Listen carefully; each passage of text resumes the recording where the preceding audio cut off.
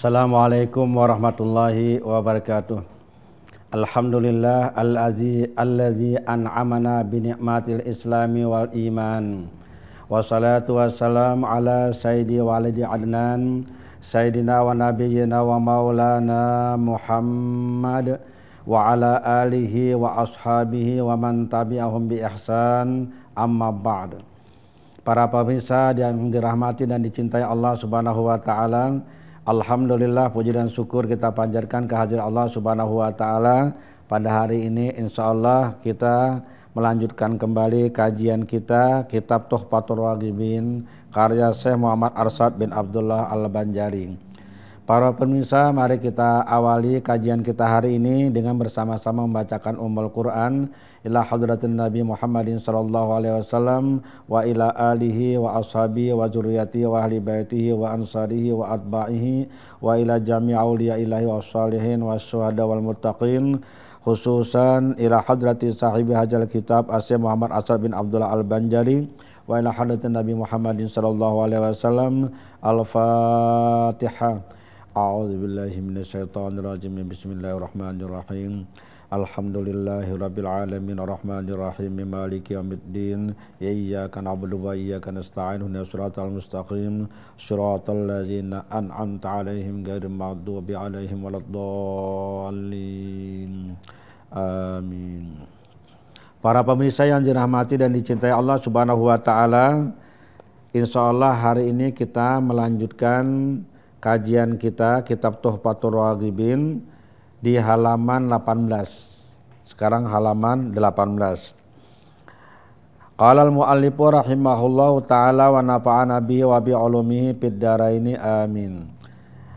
Syekh Muhammad Arsyad bin Abdullah Al-Banjari dalam kitab beliau Tuhfatul Raghibin mengatakan, dan setengah mereka itu adalah i'tiqadnya bahwa tiada beroleh pahala dan siksa daripada berbuat kebajikan dan kejahatan.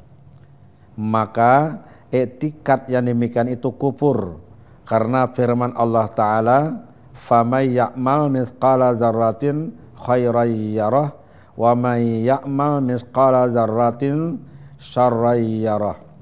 Yakni barang siapa berbuat kebajikan kadar zarah, maka dilihatnya akan dia, dan barang siapa berbuat kejahatan kadar sejarah juga dilihatnya akan dia. Para pemirsa yang dirahmati Allah Subhanahu wa taala, kita masih membicarakan i'tikad kaum Jabariyah. Jadi yang beliau jelaskan di sini adalah i'tikad atau keyakinan kaum Jabariyah. Beliau mengatakan bahwa sebagian, atau istilah beliau setengah i'tikad kaum Jabariyah itu adalah tiada beroleh pahala dan siksa daripada berbuat kebajikan dan kejahatan. Jadi orang-orang Jabariyah, ini tentu Jabariyah yang ekstrim ini, berpaham bahwa kebaikan tidak akan menghasilkan pahala, kejahatan juga tidak menyebabkan orang berdosa. Istilah beliau sini siksa, maksudnya tidak ada dosa. Jadi berbuat baik dengan berbuat jahat itu sama saja. Berbuat baik tidak menghasilkan pahala, berbuat jahat tidak menyebabkan tersiksa atau disiksa oleh Allah Subhanahu wa taala. Ini kembali tentu kepada paham yang sudah kita bicarakan sebelumnya, karena mereka berpaham bahwa tidak ada perbuatan manusia. Semua yang dilakukan oleh yang dikatakan manusia itu perbuatan Tuhan. Karena itu tidak ada kebaikan dan tidak ada keburukan. Pemirsa barangkali sudah bisa bayangkan paham semacam ini. Tentu tidak bisa diterima oleh akal sehat siapapun. Kalau sudah tidak dibedakan lagi mana yang baik, mana yang buruk, akan apa jadinya manusia-manusia yang ada di alam semesta ini. Orang berbuat baik, menurut mereka tidak ada pahalanya. Orang berbuat jahat, tidak ada sanksi dosanya, tidak ada siksa di situ.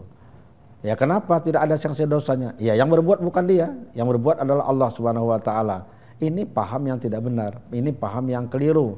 Yang kalau istilah Syekh Arsyad Al-Banjari itu paham yang kufur, kata beliau. I'tikad ini adalah i'tikad yang kufur. Istilah beliau di sini, i'tikad yang demikian itu kufur, nah gitu. Dan beliau di sini menyampaikan ayat Al-Qur'anul Karim surah Az-Zalzalah ayat 7 dan 8 yang insya Allah para pemirsa hafal dengan ayat ini atau paling tidak sering mendengar bunyi ayat ini. A'udzubillahi minasyaitonirrajim. Bismillahirrahmanirrahim. Famay ya'mal misqala dzarratin khairan yarah wa may ya'mal misqala dzarratin syarran yarah. Barang siapa melakukan perbuatan yang baik seberat zarrah, ya, maka dia akan melihat nanti balasannya. Dan barang siapa melakukan atau beramal perbuatan-perbuatan yang tidak baik walaupun sebesar zarrah, maka dia akan juga melihat, maksudnya akan akibatnya. Kalau beliau di sini menerjemahkan, barang siapa berbuat kebajikan kadar zarrah, maka dilihatnya akan dia, dan barang siapa berbuat kejahatan kadar sejarah juga dilihatnya nanti. Dilihatnya akan dia. Nah, ini artinya perbuatan sebesar zarrah saja baik atau buruk itu akan dilihat. Dilihat bukan berarti cuma dilihat seperti kita melihat benda, tapi tentu ada ada konsekuensinya. Kalau yang baik itu akan diberikan pahala oleh Allah, maka ada balasannya. Sebesar zarah itu kecil sekali, itu akan dilihat nanti, maksudnya diberikan pahala, dia akan lihat pahalanya nanti. Kalau dia berbuat yang tidak baik, yang jahat juga akan dilihat, maksudnya akan ada hukumannya, akan ada siksanya, walaupun kecil tapi ada siksanya, dan dia siksanya itu akan dia rasakan nanti di akhirat kelak. Nah, ini menunjukkan, ayat ini adalah bahwa orang yang melakukan perbuatan itu ada nilainya.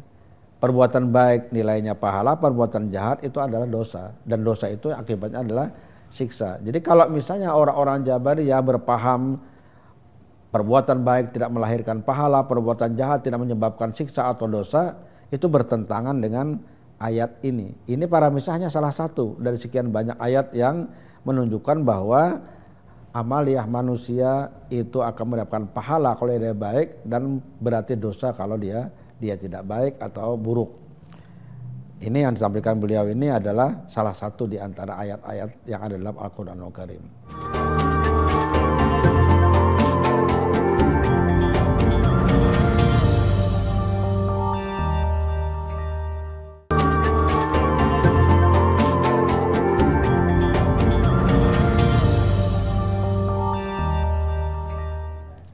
Para pemirsa yang dirahmati Allah Subhanahu wa taala, mungkin jadi pertanyaan kita juga, apa ini maksud dengan zarrah?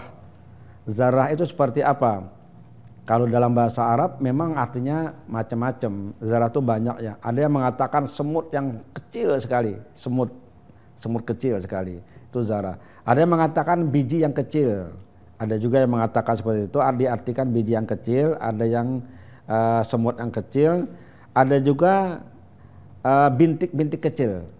Intinya adalah sesuatu yang sangat kecil, bahkan diartikan debu yang berterbangan itu. Jadi kalau misalnya ada cahaya matahari, kemudian kita lihat ada debu, nah itu zarrah namanya.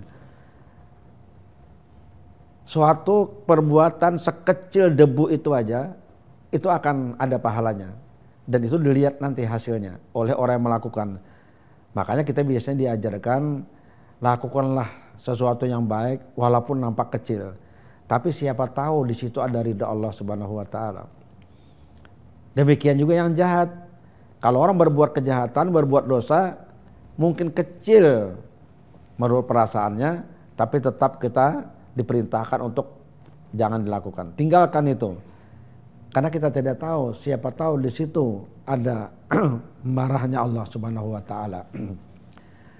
Dengan bahasa yang lain, sekecil apapun kebaikan lakukan, sekecil apapun kejahatan tinggalkan. Jadi tidak diajarkan untuk memilah-milah, kalau yang sudah besar bahwa dikerjakan, yang kecil tidak usah, tidak. Sekecil apapun kalau itu kebaikan lakukan. Tentu saja teknik melaksanakannya diatur sesuai dengan situasi dan kondisinya. Kalau soal kebaikan kita memang boleh memilih, yang besar nilainya dilakukan. Ketika berbaringan, ketika dipilih, mana yang diambil, yang besar nilai atau yang kecil? Yang besar lah kita ambil, misalnya begitu. Tapi tidak mengabaikan yang kecil tadi. Mungkin para pemirsa pernah mendengar cerita ya, cerita tentang Imam Ghazali. Ada yang menceritakan bahwa setelah Imam Ghazali itu wafat, ada seorang ulama yang bermimpi bertemu beliau. Lalu bertanya, wahai Hujjatul Islam Imam Al-Ghazali, bagaimana keadaan Bapak? Istilah bahasa kita itu, di dalam kubur. Beliau menjawab, alhamdulillah aku mendapat kelapangan, kedamaian, ketentraman, dan dapat nikmat besar dari Allah Subhanahu wa taala. Kira-kira gitulah kalau di bahasa kita kan itu. Lalu yang bermimpi ini bertanya, apakah itu karena amalmu yang sangat banyak? Apakah itu karena engkau menulis kitab yang sekian banyak? Kata Imam Ghazali, bukan. Itu diberikan oleh Allah Subhanahu wa taala karena suatu saat ketika aku sedang menulis kitab Ihya Ulumuddin, aku menggunakan pen dan tinta. Ketika aku mengangkat penku dari tinta, dulu ada tintanya itu para pemirsa tuh, tinta yang cair itu. Waktu mau menulis, tiba-tiba ada seekor lalat hinggap di ujung pena tadi. Yang di situ ada tintanya. Aku kasihan melihat lalat ini, ingin minum yang diminum tinta lagi. Maka aku hentikan tanganku, ku biarkan dia mengambil atau meminum tinta tersebut. Setelah dia terbang, baru aku menulis. Aku kasihan, kata beliau, melihat lalat itu. Setelah lalat itu sudah puas, baru pergi, baru aku menggerakkan tanganku untuk menulis. Ternyata itu yang menyebabkan Allah ridha, dan keridhaan itu membawa dampak kepada yang lain. Amal-amalku diterima oleh Allah Subhanahu wa taala. Luar biasa para pemirsa ya, menurut cerita ini. Amalnya beliau memang banyak, luar biasa. Beliau nulis kitab sekian banyak, dan kita pun ikut serta menikmati hasil karya beliau. Ada Ihya Ulumuddin misalnya, ada Minhajul Abidin yang terkenal itu, ada Al-Munqidh Minadh Dhalal, dan lain-lain. Banyak sekali beliau menulis, makanya beliau bergelar Hujjatul Islam. Tapi ternyata yang membawa kepada diterimanya semua amal dan keridhaan Allah Subhanahu wa taala adalah keikhlasan beliau memberikan tinta untuk diminum oleh lalat. Kecil sekali. Kira-kira berapa tetes ya diambil, nggak tahu lah, kecil.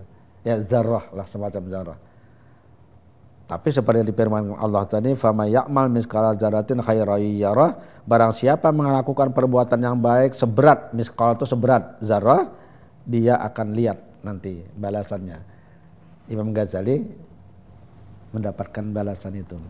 Nah, jadi karena itulah para pemirsa yang dirahmati Allah Subhanahu wa taala, tidak ada perbuatan itu yang tidak mendapatkan perhatian dan balasan dari Allah Subhanahu wa taala. Kalau perbuatannya baik dibalas dengan baik, kalau tidak baik tentu juga ada sanksinya. Ketika orang-orang Jabariyah mengatakan kebaikan itu tidak ada mendapatkan pahala, kejahatan tidak membawa kepada siksa, bertentangan dengan ayat ini. Dan dengan ayat-ayat yang lain yang sekian banyak yang Allah menjelaskan bahwa Allah akan memberikan balasan kepada orang yang berbuat kebaikan dan memberikan hukuman kepada orang yang berbuat kejahatan. Bahkan barangkali para pemirsa juga sudah sering mendengar balasan yang diberikan Allah kepada kebaikan itu bervariasi. Ada yang dibalas 10 kali lipat. Ada yang dibalas sampai 700 kali lipat. Ada yang bahkan tidak terbatas Allah membalas, saking banyaknya balasan itu. Tergantung kepada kualitas lahir batin dari pekerjaan yang dilakukan. Jadi artinya semua pekerjaan itu ada nilainya di sisi Allah Subhanahu wa taala. Buat apa Allah menyuruh berbuat kebaikan? Orang disuruh bersedekah, disuruh berimpak, suruh nolong orang lain, disuruh bekerja sama dalam hidup, disuruh hidup secara rukun dan damai, mendamaikan orang yang berselisih, disuruh bersaudara. Perintah-perintah ini kan kalau tidak ada balasan apa-apa, buat apa Tuhan memerintahkan? Semuanya ada perhitungannya dan semuanya ada balasannya. Kadang-kadang dibalas sampai 10 kali lipat. Man jaa bil hasanati falahu asyru amsalihha. Siapapun melakukan perbuatan yang baik, maka baginya 10 kali lipat. Siapa yang berikan? Allah.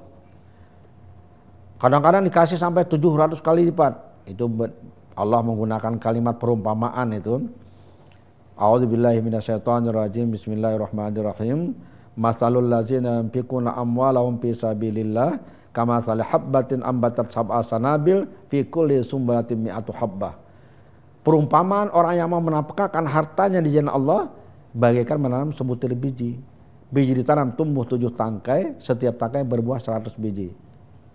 7 kali 100 berapa pemirsa? 700. Jadi orang yang berbuat kebaikan dalam konteks ini diumpamakan adalah orang yang berinfak fisabilillah, itu akan mendapat 700 kali lipat balasannya oleh Allah Subhanahu wa taala. Dan yang terakhir, wallahu yudhaifu liman yasha wallahu wasi'un alim. Allah Subhanahu wa taala akan melipat gandakan pahala-pahala itu bagi orang yang dikehendakinya, karena Allah Maha luas pemberiannya dan Maha mengetahui. Ini yang tidak terbatas, tidak ada yang tahu berapa balasan diberikan Allah Subhanahu wa taala. Jadi artinya berdasarkan ayat-ayat Al-Qur'an ditambah hadis-hadis Nabi, amaliyah manusia itu ada nilainya dan diberikan pahala oleh Allah Subhanahu wa taala kalau perbuatan itu adalah perbuatan yang baik.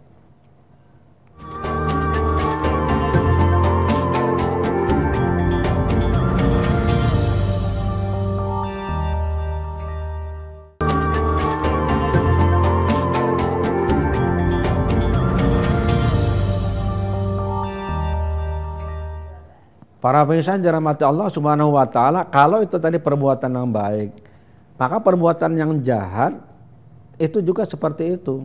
Diberikan oleh Allah Subhanahu wa taala sanksi. Cuma berbeda dengan perbuatan yang baik, kadar sanksinya. Kalau yang baik itu 10 kali lipat, 700 kali lipat, sampai bahkan tidak terbatas. Kalau perbuatan yang jahat itu 1 dibayar 1. Jadi kalau tadi katakan man jaa bil hasanati falahu asyru amsalihha wa man jaa bis sayyiati fala yujza illa mislaha. Siapa melakukan perbuatan yang baik dibalas 10 kali lipat. Tapi siapa melakukan perbuatan jahat tidak dibalas kecuali seperti kejahatan sendiri. Nah, inilah rahmat Allah Subhanahu wa taala juga. Kalau orang berbuat kejahatan sesuai dengan kejahatannya, tidak dilipat gandakan oleh Allah Subhanahu wa taala. Tapi jangan anggap enteng dan anggap remeh para pemirsa. Yang namanya hukuman, yang namanya siksaan, yang namanya azab, sekecil apapun tetap membuat orang menderita, tidak gampang. Ibarat orang maaf ini masuk penjara walaupun cuma sehari, cukup membuat penderitaan yang luar biasa. Karena itu jangan sekali-kali melakukan yang tidak baik sekecil apapun.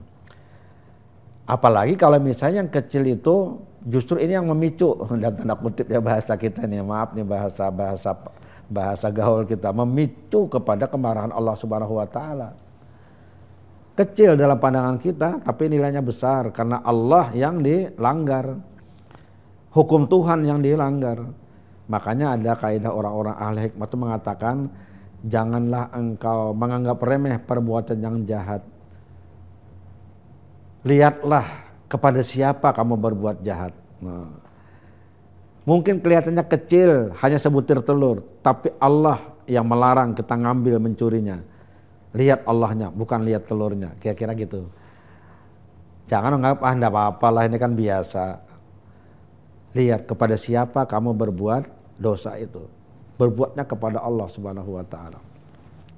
Para misalnya dirahmati Allah Subhanahu wa taala, Allah sudah pernah mencontohkan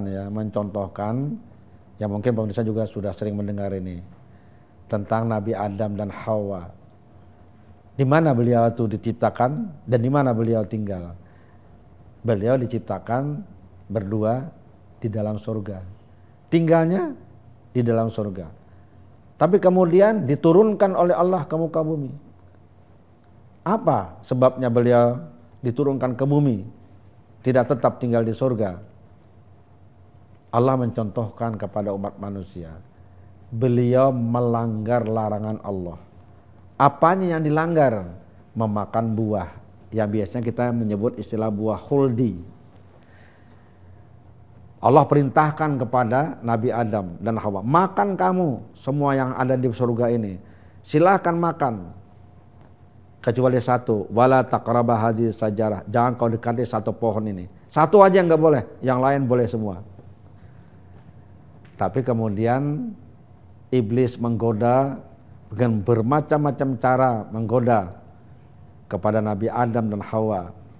Akhirnya beliau berdua pun dengan semangat ingin tetap tinggal di surga bersama anak cucu dan zuriatnya nanti, beliau memakan buah itu. Karena dikatakan oleh iblis, kalau engkau mau makan itu sebenarnya ini rahasia dari Tuhan, rahasia dari Allah. Engkau berdua dan keturunanmu akan kekal dalam surga. Makanya disebut khuld, pohon khuldi atau buah khuldi, pohon kekekalan.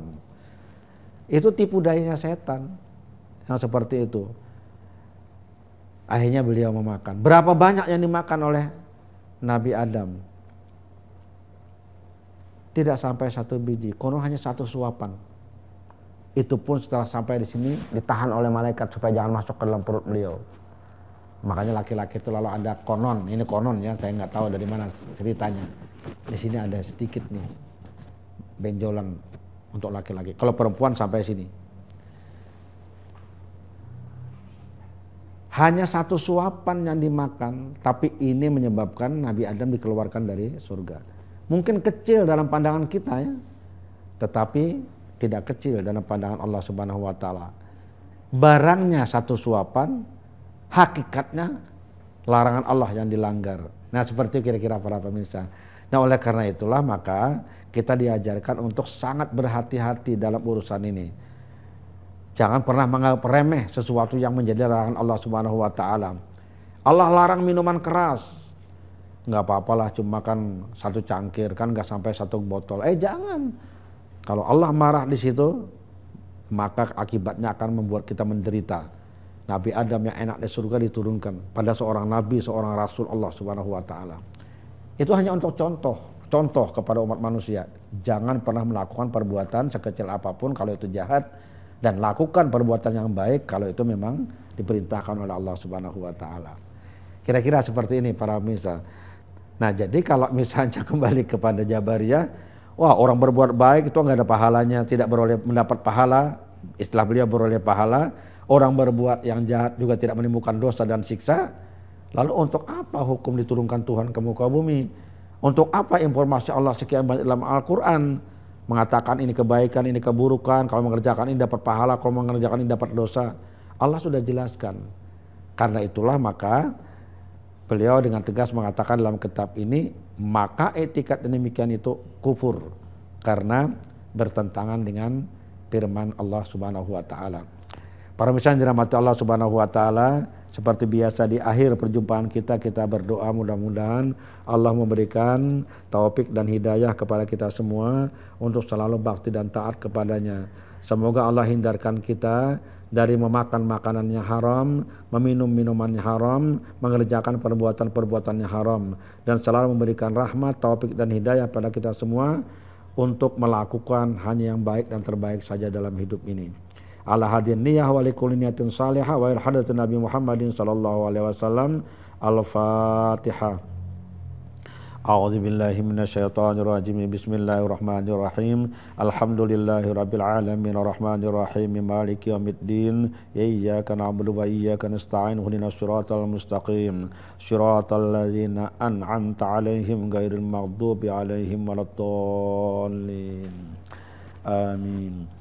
Amin amin ya rabbal alamin. Bismillahirrahmanirrahim. Alhamdulillahirabbil alamin. Allahumma shalli wa sallim wa barik ala asyrafil anbiya'i wa mursalin sayyidina wa habibina wa qurwatina wa maulana Muhammadin wa ala alihi wa sahbihi ajma'in. Allahumma ighfir lana wa li walidina warhamhum kama rabbana shighara wa li jami'il muslimina wal muslimat wal mu'minina wal mu'minat al ahya'i minhum wal amwat bi rahmatika ya arhamar rahimin. Allahumma anfa'na bima 'allamtana wa 'allimna ma yanfa'una wa zidna ilma. Allahumma hruzna min sulumatil wahmi wa akrimna bi nuril fahmi waftahna abbabal ilmi wa zaina bil akhlaqil hasanah wa himi bi rahmatika ya arhamar rahimin. Rabbana atina fid dunya hasanatan wa fil akhirati hasanatan wa qina azabannar. Wa sallallahu ala khalqihi sayyidina Muhammad wa ala alihi wa sahbihi ajma'in. Subhana rabbika rabbil izzati amma yasifuna wa salamun ala mursalin walhamdulillahi rabbil alamin. Assalamualaikum warahmatullahi wabarakatuh.